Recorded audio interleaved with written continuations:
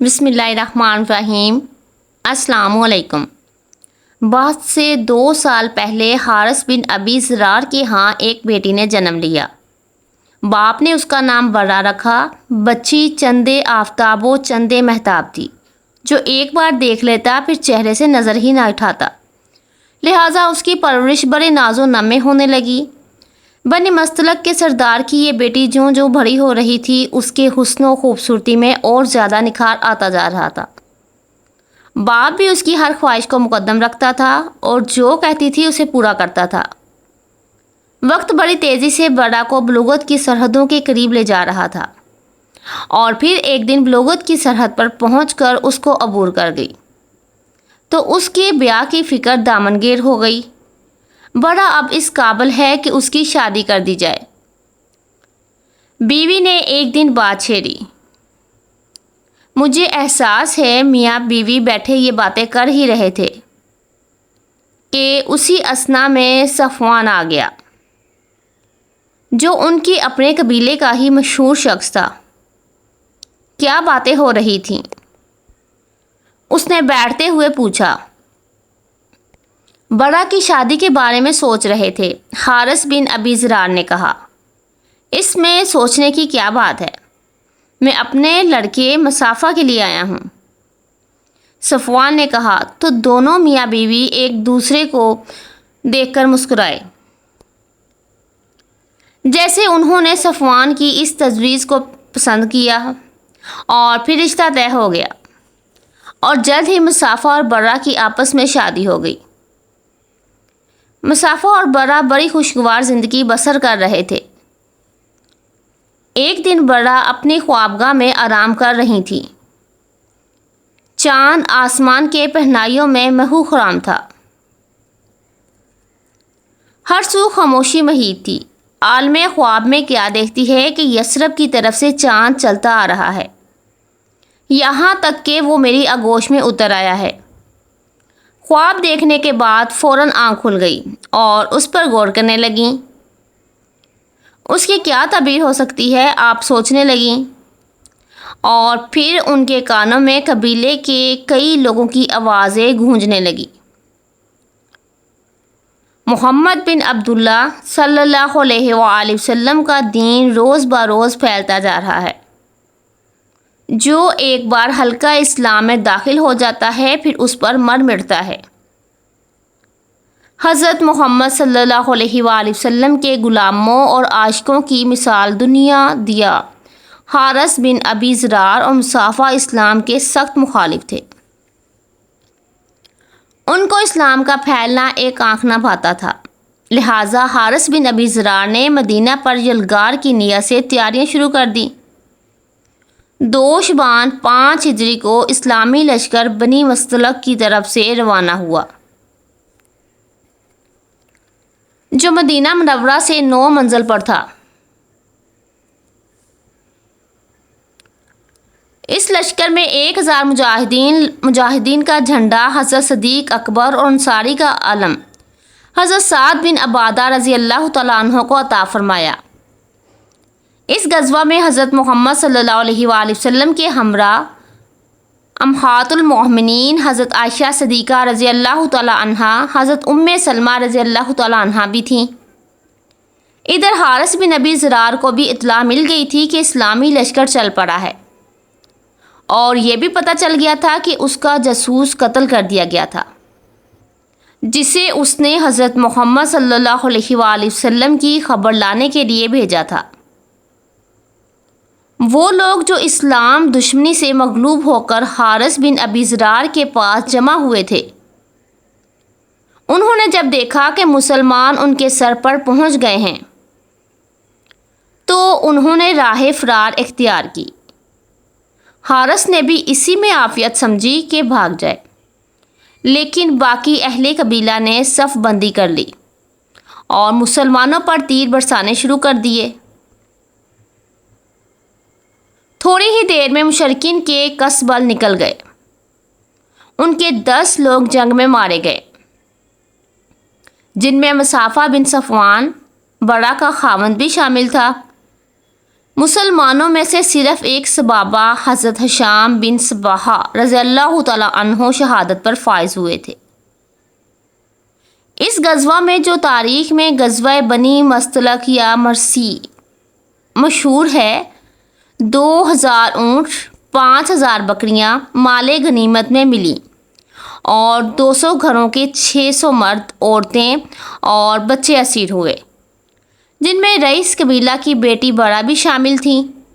مال غنیمت کو مجاہدین میں بانٹ دیا گیا اور قیدیوں کو لوگوں میں تقسیم کر دیا گیا۔ برا بنت حارث رضی اللہ تعالیٰ عنہ حضرت ثابت بن قیس بن شماس رضی اللہ تعالیٰ عنہ اور ان کے چچا زاد بھائی کے حصے میں آئیں۔ آپ کی مکتابہ بننے کے لیے تیار ہوں۔ برا بنت حارث نے حضرت ثابت بن قیس انصاری رضی اللہ تعالیٰ عنہ سے کہا، ٹھیک ہے، آپ مجھے نواقیہ سونا دے دیں، میں آپ کو آزاد کر دوں گا۔ اور وہ سوچنے لگی، مجھے لوگوں سے مکاتب کی رقم مانگ کر ادا کر دینی چاہیے۔ مجھے سب سے پہلے رحمت مجسم صلی اللہ علیہ وآلہ وسلم کے در اقصد پر دستخط دینا چاہیے، جہاں سے کبھی کوئی نامراد نہیں لوٹا۔ حضرت محمد صلی اللہ علیہ وآلہ وسلم اس وقت کہاں ملیں گے؟ برا بنت حارث نے حضرت ثابت بن قیس رضی اللہ تعالیٰ عنہ سے دریافت کیا۔ حارث بن ابی زرار جو غزوہ بنی مستلق کے وقت بھاگ گیا تھا، اسے جب پتہ چلا کہ اس کی بیٹی کو کنیز بنا کر لے گئے ہیں، تو اپنی بیٹی کے فدیہ میں چند اونٹ لے کر مدینہ کی طرف چل پڑا۔ جب وہ اونٹ لے کر چلا تھا، ان میں سے 2 اونٹ اسے بہت زیادہ پسند تھے، لہٰذا اس نے وادی عقیق کی گھاٹیوں میں سے ایک گھاٹی میں چھپا دیے اور باقی اونٹ لے کر حضرت محمد صلی اللہ علیہ وآلہ وسلم کی خدمت اقدس میں پہنچا۔ جب وہ مدینہ منورہ پہنچا تو اس سے پہلے ان کی بیٹی رحمت العالمین صلی اللہ علیہ وآلہ وسلم سے مدد کی درخواست کر چکی تھی۔ آپ باہر تشریف لائے تو حارث بن ابی زرار نے عرض کی، میری بیٹی کنیز نہیں بن سکتی، میری شان اس سے بالا تر ہے، میں اپنے قبیلے کا سردار اور رئیس عرب ہوں، آپ اس کو آزاد کر دیں اور زر فدیہ لے لیں۔ وہ 2 اونٹ کہاں ہے جو تم راستے میں چھپا آئے ہو؟ حضرت محمد صلی اللہ علیہ وآلہ وسلم نے دریافت فرمایا، اور اس گھاٹی کا نام بھی بتا دے جہاں انہیں چھپایا تھا۔ آپ کو کس نے اطلاع دی؟ بے شک آپ اللہ کے رسول ہیں، حارث بن ابی زرار نے کہا، اور مسلمان ہو گیا۔ برائے بنت حارث جب آزاد ہو گئی تو انہوں نے حضرت محمد صلی اللہ علیہ وآلہ وسلم کی خدمت عالیہ میں ہی رہنے کو فوقیت دی اور والد صاحب کے ساتھ جانے سے انکار کر دیا۔ جب حضرت محمد صلی اللہ علیہ وآلہ وسلم کو علم ہوا تو آپ صلی اللہ علیہ وآلہ وسلم نے حارث بن ابی زرار رضی اللہ تعالیٰ عنہ کو برا سے نکاح کا پیغام بھیجا، جو انہوں نے باسط خوشی قبول کر لیا۔ حضرت محمد صلی اللہ علیہ وآلہ وسلم نے حضرت برا رضی اللہ تعالیٰ عنہ کے قبیلے کے 40 غلام بھی آزاد کر دیے۔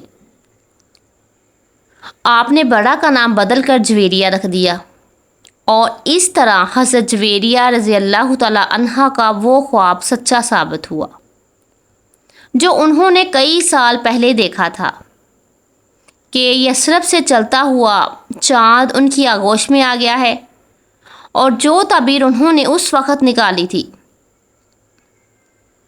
وہی نکلی۔ برا کا مطلب نیکی اور احسان ہے، لیکن اس لفظ کے استعمال سے منفی معنی بھی نکلتے ہیں۔ بقول حضرت برا بن عازب رضی اللہ تعالیٰ عنہ، حضرت محمد صلی اللہ علیہ وآلہ وسلم اس نام کو مکروہ جانتے تھے، اور اسی بنا پر برا کا نام بدل کر جویریہ رضی اللہ تعالیٰ عنہ رکھ دیا گیا۔ جب لوگوں کو علم ہوا کہ حضرت محمد صلی اللہ علیہ وآلہ وسلم نے حضرت جویریہ بنت حارث رضی اللہ تعالیٰ عنہ سے شادی کر لی ہے، تو لوگ بولے کیا حضرت محمد صلی اللہ علیہ وآلہ وسلم کے سسرال والے غلام بنائے جائیں؟ ہرگز نہیں، یہ محبت کی منافی ہے۔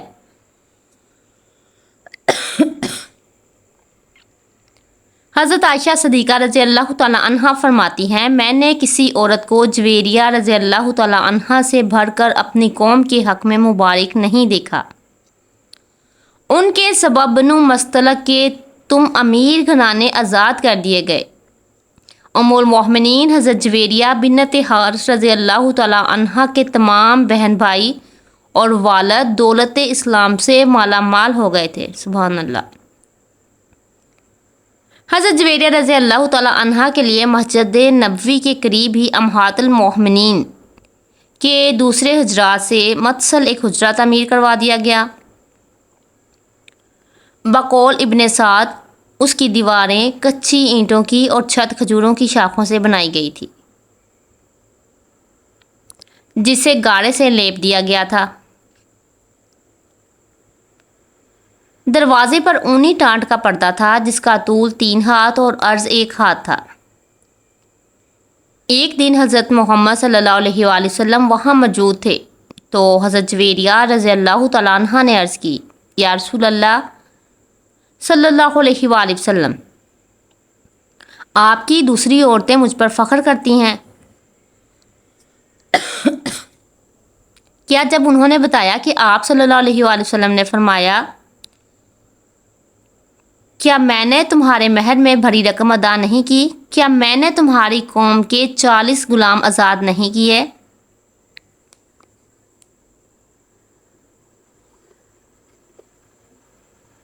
حضرت عائشہ صدیقہ رضی اللہ تعالیٰ عنہ فرماتی ہیں، حضرت جویریہ رضی اللہ تعالیٰ عنہ بڑی شیریں موضوع، اندام ملحی اور صاحب حسن و جمال عورت تھیں۔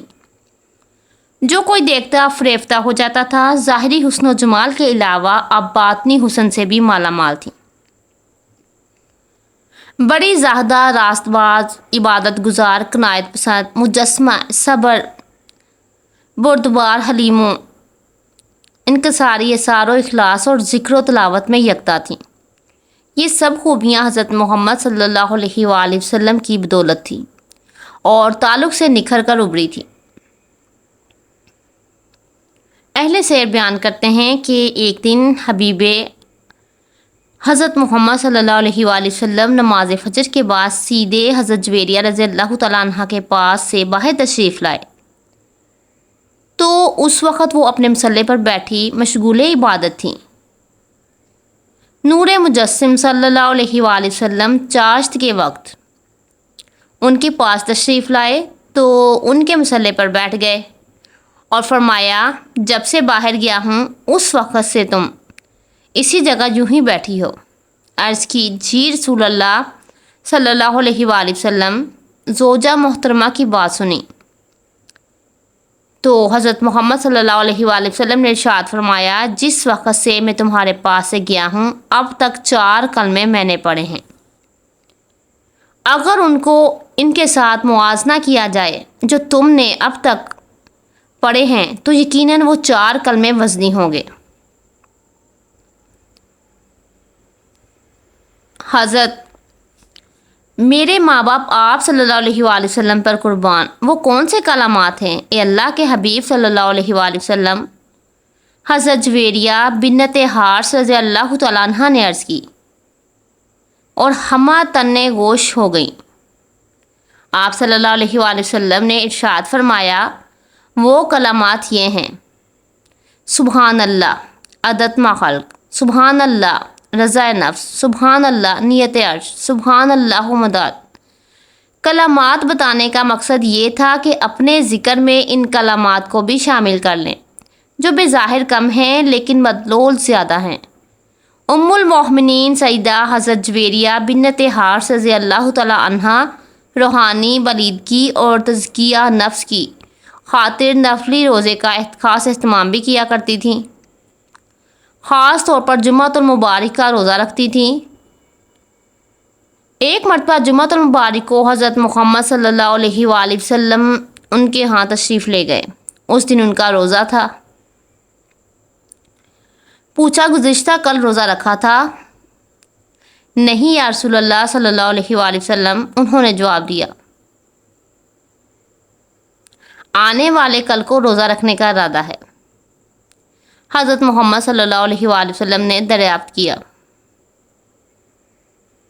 جی ارادہ تو نہیں ہے، حضرت جویریہ رضی اللہ تعالی عنہا نے عرض کی۔ سنا تو فرمایا افطار کر دو، حکم کی دیر تھی کہ انہوں نے روزہ افطار کر لیا۔ اس سے امت کی تعلیم مقصود تھی کہ کسی خاص دن کو نفلی روزے کے لیے مخصوص نہیں کر لینا چاہیے تاکہ یہود و نصارہ کے ساتھ مشابہت کا موجب نہ ہو جائے، کیونکہ وہ معین دن کی تعظیم کرتے ہیں۔ یہ معین دن ہفتہ اور اتوار ہیں، نصف روز جمعہ روز عید ہے، جیسا کہ حدیث پاک میں وارد ہوا ہے، لہٰذا اس دن روزہ رکھنا مناسب نہ ہوگا۔ ایک مرتبہ آپ صلی اللہ علیہ وآلہ وسلم حضرت جویریہ رضی اللہ تعالی عنہا کے گھر تشریف لے گئے اور پوچھا کچھ کھانے کو ہے؟ میری کنیز نے صدقہ کا گوشت دیا تھا، وہی رکھا ہے، اس کے سوا اور کچھ نہیں۔ تو انہوں نے عرض کیا اور فرمایا اسے اٹھا لاؤ، کیونکہ صدقہ جس کو دیا گیا ہے اس کو پہنچ چکا ہے۔ ام المؤمنین سیدہ جویریہ بنت حارث رضی اللہ تعالی عنہا حضرت محمد صلی اللہ علیہ وآلہ وسلم کی زوجیت کے نور و نکہت سے بھرپور فضاؤں میں بے مثل زندگی گزار رہی تھیں۔ وہم و گمان میں بھی نہیں تھا کہ یہ حسین و خوشگوار زندگی کے صرف 6 سالوں پر محیط ہے، اور اس کے بعد وہ بیوگی جدائی کا داغ دے کر اپنے رفیق اعلیٰ کے پاس تشریف لے جائیں گے۔ جب رسالت مآب صلی اللہ علیہ وآلہ وسلم نے وصال فرمایا تو دنیا اندھیر ہو گئی۔ یقین نہیں آتا تھا کہ آنکھیں جو دیکھ رہی ہیں وہ حقیقت ہے۔ دل میں ہول اٹھتا تھا، آنکھوں سے اشک رواں تھے، لیکن لبوں پہ یہ الفاظ تھے، اے باری تعالیٰ، تو جس حال میں مجھے رکھے میں ویسے ہی راضی ہوں، مجھے حوصلہ عطا فرما۔ اس وقت ان کی عمر مبارک 26 سال کی تھی۔ زندگی کی طویل راہیں سامنے پھیلی ہوئی تھیں۔ تھوڑے ہی فاصلے پر حجرہ عائشہ صدیقہ رضی اللہ تعالی عنہا میں محبت کرنے والا شوہر، اللہ کا محبوب رحمت للعالمین اور خاتم الانبیاء صلی اللہ علیہ وآلہ وسلم ابدی آرام فرما رہے تھے۔ جب فراق و جدائی کی کسک بہت بےتاب کر دیتی اور ملاقات کو دل چاہتا تو ام المؤمنین سیدہ حضرت جویریہ رضی اللہ تعالی عنہا اپنے حجرے سے نکل کر حجرہ عائشہ رضی اللہ تعالی عنہا میں تشریف لے جاتی، سلام عرض کرتی، قدموں میں بیٹھ جاتی، بے اختیار آنکھوں میں آنسوؤں کے ستارے جھلملانے لگتے، دل میں باتیں کرنے لگتی۔ یوں احساس ہوتا جیسے محبوب رب محبوب صلی اللہ علیہ وآلہ وسلم قریب بیٹھے باتیں سن رہے ہوں۔ دل تو نہیں چاہتا تھا کہ وہاں سے اٹھیں، لیکن بعداً خواستہ اٹھنا پڑتا اور پھر اپنے حجرے میں تشریف لے جاتی اور یاد الہی میں مصروف ہو جاتی۔ حالات کچھ بھی تھے، لیکن امہات المؤمنین صلی اللہ علیہ وآلہ وسلم جو موجود تھی ان کی بدرجہ اولی عزت و تکریم کی گئی، ان کی ضروریت کا دھیان رکھا گیا، ان سے رہنمائی حاصل کی گئی، اور ہر خلیفہ کی یہ کوشش رہی کہ ان کو کوئی تکلیف نہ پہنچے۔ حضرت امیر معاویہ رضی اللہ تعالیٰ عنہ تو امہات المؤمنین رضی اللہ تعالیٰ عنہ کی خدمت باعث افتخار و سعادت سمجھتے تھے۔ انہوں نے حضرت سیدنا جویریہ رضی اللہ تعالیٰ عنہ کا سالانہ وظیفہ 12,000 مقرر کر رکھا تھا۔ اس کے علاوہ بھی تحائف ارسال کرتے رہتے تھے۔ حضرت محمد صلی اللہ علیہ وآلہ وسلم سے سیدہ حضرت جویریہ رضی اللہ تعالیٰ عنہ کو جدا ہوئے 45 سال ہو گئے۔ اس وقت ان کی عمر 71 سال تھی۔ یہ ربیع الاول 56 ہجری کا واقعہ ہے۔ سوچ رہی تھی کہ اس مہینے میں حضرت محمد صلی اللہ علیہ وآلہ وسلم سے جدائی ہوئی تھی۔ یہاں پہنچ کر ان کی سوچیں گہری ہو گئیں۔ محبت اور اتباع کی یہ بھی تو صورت ہے کہ اس مہینے بلاوا آ جائے، اور پھر بلاوا آ گیا۔ طویل جدائی کے بعد اب اصل کا وقت آ گیا تھا۔ آپ صلی اللہ علیہ وآلہ وسلم پہلے سے تیار تھیں، اور پھر روح قفس انصری سے پرواز کر گئی۔ ان دنوں حضرت امیر معاویہ رضی اللہ تعالیٰ عنہ کی طرف سے مدینہ منورہ میں مروان بن الحکم حاکم تھا۔ انہوں نے ام المومنین سیدہ حضرت جویریہ بنت حارث رضی اللہ تعالیٰ عنہ کی نماز جنازہ پڑھائی اور جنت البقیع میں دفن ہو گئیں۔ کتب معتبرہ میں ان سے 7 احادیث مروی ہیں، جن میں سے 2 بخاری شریف میں، 2 مسلم شریف میں اور 3 دیگر کتب میں ہیں۔ آپ رضی اللہ تعالیٰ عنہ کے بہن بھائی بھی مسلمان ہو گئے۔ ان کے بھائی حضرت عمر بن حارث رضی اللہ تعالیٰ عنہ سے ایک حدیث پاک مروی ہے۔ کہتے ہیں، اللہ کی قسم، حضرت محمد صلی اللہ علیہ وآلہ وسلم نے وصال کے وقت نہ دینار چھوڑا، نہ درہم، نہ غلام، نہ لونڈی، نہ ہی کوئی اور چیز، صرف ایک سفید کچر تھا یا ہتھیار تھے یا کچھ زمین تھی جسے آپ نے صدقہ فرما دیا۔ حضرت عمر بن حارث رضی اللہ تعالیٰ عنہ کی بہن سے بھی درج ذیل حدیث مروی ہیں۔ حضرت محمد صلی اللہ علیہ وآلہ وسلم نے فرمایا کہ دنیا بظاہر بڑی شاداب اور شیریں معلوم ہوتی ہیں۔ حضرت صفیہ رضی اللہ تعالیٰ عنہ آپ صلی اللہ علیہ وآلہ وسلم کے ہمراہ مدینہ منورہ تشریف لائیں۔ آپ رضی اللہ تعالیٰ عنہ کو حضرت حارث بن نعمان انصاری رضی اللہ تعالیٰ عنہ کے مکان سے ٹھہرایا گیا۔ آپ رضی اللہ تعالیٰ عنہ کے حسن و جمال کے تذکرہ مدینہ کی عورتوں میں پھیل گیا۔ چنانچہ ازواج مطہرات اور انصار و مہاجرین کی خواتین آپ کو دیکھنے کے لیے تشریف لائیں۔ اسی دوران حضرت محمد صلی اللہ علیہ وآلہ وسلم کی لگتے جگر سیدہ فاطمہ الزہرا رضی اللہ تعالیٰ عنہا بھی سیدہ صفیہ رضی اللہ تعالیٰ عنہا کی زیارت کے لیے تشریف لائیں۔ جب سیدہ صفیہ رضی اللہ تعالیٰ عنہا کو معلوم ہوا کہ فاطمہ رضی اللہ تعالیٰ عنہا نبی کریم صلی اللہ علیہ وآلہ وسلم کی لگتے جگر ہیں، تو انہوں نے اپنے کانوں کے جھمکے اور زیورات اتار کر ان کی خدمت میں پیش کیا، اور ان کے ساتھ جو دوسری خواتین تشریف لائیں انہیں بھی کوئی نہ کوئی چیز تحفے میں دی۔ سیدہ صفیہ رضی اللہ تعالیٰ عنہا کے چہرے پر زخم کا ایک نشان تھا۔ آپ صلی اللہ علیہ وآلہ وسلم نے اس بارے میں آپ رضی اللہ تعالیٰ عنہا سے پوچھا، یہ کیا ہے؟ سیدہ صفیہ رضی اللہ تعالیٰ عنہا نے عرض کی، یا رسول اللہ صلی اللہ علیہ وآلہ وسلم، میں نے ایک رات خواب میں دیکھا کہ آسمان سے چاند ٹوٹ کر میری گود میں آن گرا ہے۔ جب میں نے یہ خواب اپنے خاوند کنانہ بن ابی الحقیق کو سنایا تو اس نے یہ کہہ کر کہا کہ تو ملکہ عرب بننا چاہتی ہے۔